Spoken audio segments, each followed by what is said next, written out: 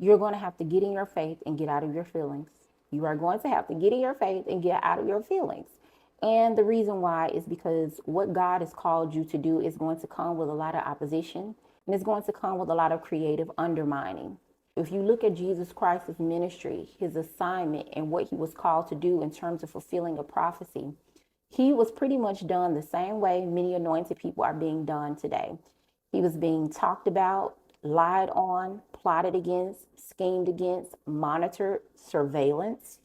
He was poorly misrepresented.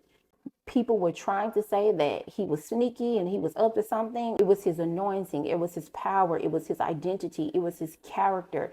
It was his morale. It was his demonstration. Everything was being attacked consistently. However, as Christ stated, dust your feet and keep on going. It's going to take a lot of faith, a serious daily prayer life for you to stay on this path. This is not for the glory of man. This is not so you can get a whole lot of likes. This is not for a whole lot of people to like you. As a matter of fact, the more you are in your calling and the more you are being purposeful to God, a lot of people are not going to like you. And you are going to be plotted against by man. But you cannot take it personal because it is too spiritual to be personal. Once you understand that we are not fighting against flesh and blood and that there is one light and one dark, you won't get caught up in the logistics, in the words and the categories. Oh, they're doing this and they're doing that. Because the moment you get caught up in the words and the language of darkness, that is when you're going to get knocked off your pivot. And that is when your frequency and your divine vibration is going to come all the way down. Then you'll find yourself coming into agreement with the intentions that the enemy set against you. You have to be like Nehemiah.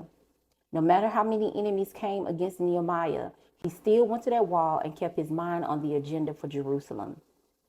You cannot allow people to come and say, he said, she said, they said, ooh, they talking about you. Ooh, Sambalot came and he put a word in the ear for somebody to come give it to him.